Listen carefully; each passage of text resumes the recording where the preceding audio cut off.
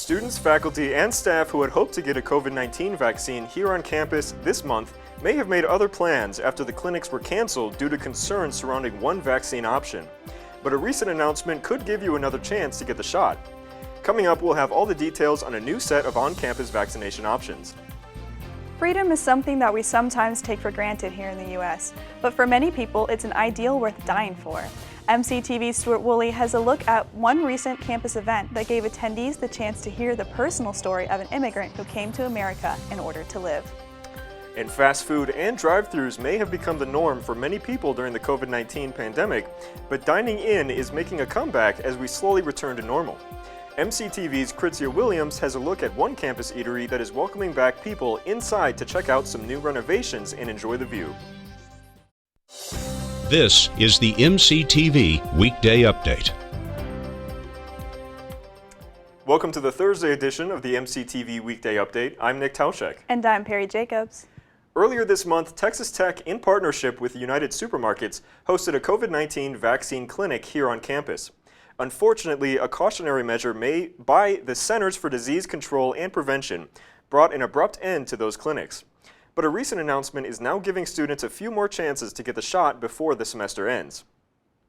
This Friday, the CDC lifted a recommendation to pause use of the Johnson & Johnson COVID-19 vaccine in the United States.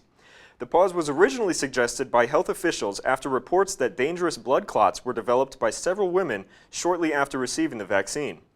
In total, 15 cases of this rare side effect were reported out of more than 6.8 million doses that were administered. After completing a safety review, the CDC and the Food and Drug Administration determined that the slight chance of risk did not outweigh the potential benefits of the vaccine. With the J&J vaccine cleared again for use, Texas Tech officials announced that 7 more vaccine clinics will be made available to students before spring graduation. Those clinics will be held in 2 different locations on different dates. The first chance for students to get the vaccine will be tomorrow from 10 a.m. to 3 p.m. in the Student Union Atrium. 2 additional clinics will be held at the Sub this Saturday and following Saturday, May 8th, also from 10 to 3. The United Supermarkets Arena will also be host to 4 additional clinics to be held over the next 2 weeks. Members of the tech community can stop by the USA next Tuesday, May 4th, from noon to 5 p.m. to get the shot. The remaining 3 clinics will take place during the last week of the semester, on Monday, May 10th, Wednesday, May 12th, and Thursday, May 13th. Vaccines will be administered between 2 p.m. and 7 p.m. each of those days. Along with the Johnson & Johnson vaccine, all of the clinics held during the last week of school will also have the second dose of the Moderna vaccine for anyone who attended the second on-campus vaccine clinic on Thursday, April 15th. Regardless of which date you choose to attend, all of the clinics are free and open to the entire Texas Tech community. And unlike the previous clinics held at the beginning of the month, you do not need to schedule an appointment or register before you go. Even though the risk of blood clots is extremely low, it is important to remember that many people experience mild side effects from all the vaccines. Some even experience flu symptoms within 24 to 48 hours after the injection that are severe enough to keep them from their normal daily activities. It's important to keep that in mind, especially if you have finals or plan to attend a graduation ceremony within a day of getting vaccinated. In other campus news, students from the College of Media and Communication invited students to take a short trip across the street to learn about one of the college's departments and have a little fun. On Tuesday and Wednesday, the ComC event branding team hosted the Ads and Wags event at the covered pavilion inside Urbanovsky Park. The event started at 10:30 a.m. both mornings and featured students and faculty from the college's advertising department. Students stopping by could learn about the program and enjoy some free activities, such as creating a tie-dye t-shirt or making a special treat bag for their own furry companion. This is Ads and Wags, so it's for advertising students, retention, and also recruiting. We just want people to see how much fun the advertising program is. And we thought we'd get some dogs in here because it's almost finals time. People are stressed out. So let them pet some dogs, get a free t-shirt, and just kind of relax a little bit in the park. Along with the representatives from the advertising department, members of Tech's Yellow Caped Raiders student organization were also on site with service dogs in training. The organization helps train the animals so that they can be given to people in need. Attendees were given the chance to interact with the dogs as they learned about the advertising program. If you couldn't make it out to this week's event, you can still find out all about Tech's advertising department by visiting comc.ttu.edu and clicking on the ADV link near the middle of the page. Immigration has been a hot topic here in the U.S. over the last several years, and especially in the wake of the COVID-19 pandemic. Although America's borders may be tighter than they have been in the past, our country still offers an escape for people who have been oppressed or living in dangerous situations around the world. With that in mind, Texas Tech's Free Market Institute recently welcomed a special guest to campus whose family took extreme steps in order for her to live. MCTV's Stuart Woolley attended the event and brings us the story. I'm here at the International Cultural Center where Yeonmi Park is sharing her life story of her escape from North Korea. Yeonmi Park's story is a heartbreaking and eye-opening experience. Benjamin Powell, the executive director of the Free Market Institute, explains why he brought Yeonmi Park to speak here in Lubbock. I think it's important for college students everywhere, including even here at Texas Tech, to hear about the horrors of living under a socialist dictatorship. As socialism has become increasingly popular in America, maybe it takes a courageous woman from North Korea to teach us to all value our freedoms a bit more. Lubbock locals Carol Snussbaum and Virginia Vaughn shared their thoughts on Yeonmi Park and her speech. She was fantastic. She is the meaning of freedom that needs to be personified and exemplified throughout America. She was an absolutely delightful speaker, so genuine and open, and really tried to make us understand how good we have it here in America. Yeonmi Park herself details what drove her and pushed her to continue on her journey to freedom. I think my parents' love is like always reminding me what a gift that was to be alive. And I don't know, I was very unreasonably optimistic all my life. Sometimes it works. If you would like to know more about Yeonmi Park or her backstory, check out her book, In Order to Live, A North Korean Girl's Journey to Freedom. This is Stuart Woolley with MCTV. Earlier this week, students here on the Tech campus pulled out their shorts and t-shirts as afternoon temperatures climbed near 90 degrees. But yesterday, raincoats and umbrellas became must-have accessories as a storm front moved into the area. That storm front only brought a brief shower through campus yesterday, but today we've seen a constant round of light to moderate precipitation throughout the Lubbock area. So far, there hasn't been any lightning or thunder, but the continued rain has led to some slight flooding around campus. And temperatures are a bit cooler than the much warmer highs on Monday and Tuesday. So can we expect more rain or return of the sun as we head into the first weekend of May? MCTV's Madison Hartin joins us in the studio with the latest look at the forecast. Madison? Thanks, Peri. Well, Texas Tech, it's been awfully fun having this rain come through the area the past couple of days. I definitely enjoyed that short rainstorm we got yesterday, and it has been lovely to see all the rain coming through the area this morning. But as you can see behind me on our MCTV weather cam, the clouds have started dissipating, revealing a couple little patches of sunshine out there for this afternoon. But I think we are mostly done with precipitation as we move into today. For today, our high temperature climbed up to 79 degrees with cloudy and windy conditions. The wind is coming from the northeast at 20 to 30 miles per hour with some higher wind gusts possible. And of course, we did see that rain move through the area this morning. Now, for tonight, we could see a couple more chances of scattered showers move through the area, but for the most part, it's going to be cloudy and mild with a northeasterly wind coming at 15 to 25 miles per hour and a low of 52 degrees.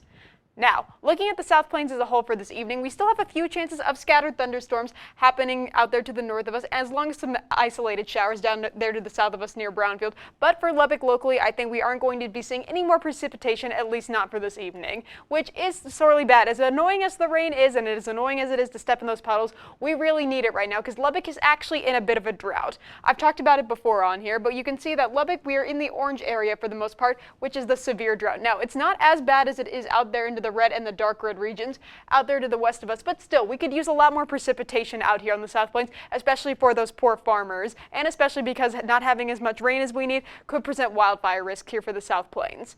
Now, back into Lubbock County, we can see that for tomorrow, we are going to be seeing our temperatures climb back up into 72 degrees for our warmest temperatures out there for Iona. So not as warm as we would probably like it here on the South Plains. Not as warm as those 90-degree temperatures we were enjoying earlier this week. Those will be returning eventually, but sadly, we are only going to be climbing up to 72 for tomorrow. Our low temperatures for tomorrow are going to be dropping into about the 50s and the low 40s for the South Plains. No more freezing temperatures. At least we have that to look forward to. We're not experiencing another snowmageddon, especially not this late in the season. But we are going to be seeing some cooler temperatures as we have our lows back into the 40s and 50s. Now, back into Lubbock locally, we can see that for tomorrow, for Friday, we should be seeing the sun start to peek out a little bit with mostly cloudy skies with a few patches of sunshine out there. 70 degrees is our high, 51 is our low, and a southerly wind coming at 10 to 15 miles per hour. For Saturday, no rain chances for Saturday, but we are going to be seeing overcast, cloudy skies with a high of 71, a low of 54, and an easterly wind coming at 10 to 15 miles per hour. Now for Sunday, there is a physical and metaphorical light at the end of this tunnel. Because of the sunshine, we're going to be seeing our temperatures climb back up into the 90s with a high of 92, a low of 58, and a southwesterly wind coming at 15 to 25 miles per hour. And of course, a sunny Sunday, and the sun will be out, leading to some warmer temperatures moving into next week. And I know we have final season starting next week, so at least we have some nice weather to look forward to during our weeks and days of studying. That's all for MCTV weather for today. I'm Madison Hartin. Back to you, Peri. Thanks, Madison. Over the weekend, the Texas Tech baseball team turned in their worst Big 12 performance of the year as they dropped a series to Baylor here at home. But yesterday afternoon, the Red Raiders found their way back into the win column as they welcomed in a cross-state rival. The New Mexico Lobos took the field at Rip Griffin Park on Tuesday to face off against the number 11 ranked Red Raiders. Tech started the scoring early as redshirt freshman Cal Conley hit a 2-run homer in the first to give Tech a 3-0 lead. The Red Raiders would add one more run in the first and another in the bottom of the second before junior Braxton Fulford belted out another one out of the park to bring in 2 more runs. New Mexico finally got on the board in the fourth, but Tech would answer in the fifth with another homer by junior Cody Masters, along with 2 additional runs to jump ahead, 10-1. New Mexico would get 2 more across the plate in the 6th and the 9th, but closer Connor Queen wrapped up the action with 3 strikeouts to bring home the win, 10-4. The Red Raiders now hope to take that momentum to Austin as they face the number 3 ranked Texas Longhorns in their next conference series. Texas is currently tied for the first place in the Big 12 and their current spot in the top 25. They are the highest ranked team Tech has faced all year. A series win or sweep would put Tech back in the hunt for the regular season title, but a loss could have an impact on the Red Raiders' postseason plans. Tech versus Texas starts tomorrow at 7 p.m., followed by first pitches at 2:30 on Saturday and Sunday. All 3 games will be televised on the Longhorn Network. Tech baseball still has 3 conference series left before the end of the regular season, but the women's softball team is wrapping things up with their last chance to rack up some wins in front of a home audience. The Red Raiders will play host to the Iowa State Cyclones for their last regular season series of the year. Tech is still reeling from a sweep by number 1 ranked Oklahoma last weekend. During that series, the Red Raiders never scored as the Sooners put up 40 unanswered runs. Tech is hoping to erase that memory with a series win against last place Iowa State. The Cyclones are 1-11 in conference, with their only win coming against Baylor last weekend in Ames. Tech only has 1 more win in conference than the Cyclones, but they hope to improve their record and end home field play on a high note. The action starts tomorrow night at 6 p.m. at Rocky Johnson Field and continues with a 4 o'clock first pitch on Saturday and an 11 a.m. start on Sunday. If you can't make it out to see the team in person, you can watch all the action on Big 12 Now on ESPN+. Earlier this semester, Texas Tech fans were disappointed to find out that former men's basketball head coach Chris Beard had decided to leave for the top spot in Austin. But attitudes changed quickly as former assistant Mark Adams took over the head position. And now, less than a month later, Adams has formed a new leadership team to take the Red Raiders into the next season. Yesterday, Talvin Hester was announced as an assistant coach for the men's basketball program. Hester comes to Lubbock from Louisiana Tech, where he recently helped lead the Bulldogs to a 24-8 record and a 3rd-place finish in the NIT. Hester officially wraps up Adams' staff as he joins 2 other recent hires to head up the team. Hester joins previously announced associate head coach Barrett Peary and assistant coach Corey Williams here at Tech. The announcement comes as Adams continues to recruit new players to the team, with several commitments announced throughout the past week. Along with Hester, the Red Raiders leadership staff now boast a combined total of more than 100 years of coaching experience. After being closed for half the spring and most of the summer, the Texas Tech campus welcomed students back last August for in-person classes. And even though the majority of campus facilities were available for use, there was at least one popular location that kept its doors closed until the spring. But not just because of COVID-19 restrictions. MCTV's Kritzia Williams headed over to the Texas Tech Plaza to find out more. We all know of the many changes that local eateries have endured due to the COVID-19 pandemic, but a restaurant named Skyviews here on campus has used that to their advantage and given the restaurant a whole new look. Gary Danhon is the general manager at the Skyviews restaurant and said the restaurant is a taste of the real world for the students who participate. Skyviews is actually one of our labs for our restaurant, hotel, institutional management programs in the College of Human Sciences, and it actually gives the students a hands-on experience from back of the house prepping, cooking food, to waiting tables, to managing the restaurant, stuff like that. So it's just a hands-on experience before they get out into the real world. Due to COVID-19, the restaurant had to shut its doors, but reopened in January, Danhon said. Throughout that time, renovations took place. Basically, they stripped down the entire restaurant. They took all the walls out, everything, new furniture, new carpet, new layout, actually expanded the kitchen by about 25–30%. Used to have a lot of seating that wasn't utilized, so it made it a lot easier for us to expand the kitchen, which really helps us in the production of food and execution of it. But when you have 3 or 4 students in a very small area, it made it a little bit tough. Now we can actually spread them out into different stations, and they can actually be in charge of that station. So it really has helped us in the back of the house specifically. So. Bradley Gracer is a senior and the assistant manager at Skyviews. He said as he plays a significant role throughout the entire restaurant, the new look and space is refreshing. I like the renovations a lot. It's a lot better than how it used to be, more of an old school type. But the kitchen is nice. I wish we had a lot more room. I mean, there's plenty more room, but I still wish there was more. But I love it. I came back here and I'm like, oh! Gracer said now being opened for their lunch and dinner series, it's nice to see their guests enjoying themselves. Oh, it's nice. I mean, we also have our lunch series, and I'm an employee here, so I work every day. But the dinner series is nice. It's a different pace. It's good to have people actually coming back into the restaurant, so you can actually talk to your customers and be more personable with them. The customers seem to like the renovations a lot. Like, everyone that walks in says, oh, it looks so nice and different and a lot more modern. And then they'll ask questions about the different pictures, like this great photo or the cotton. They seem to enjoy it a lot. With a new look and great food, Skyviews is now opened and waiting for you to stop by. For more information, follow them on Facebook by searching Skyviews Restaurant, or you can book a table by visiting skyviews.ttu.edu. For MCTV, I'm Kritzia Williams. So Nick, have you ever eaten at the Skyviews restaurant? I have not. I have driven past it on numerous occasions, but never when I'm hungry enough to go in, I guess. But I know that you have been there. I have. Would you recommend it? Definitely, Okay. especially because of all the support of the students. That's all for today's edition of the MCTV Weekday Update.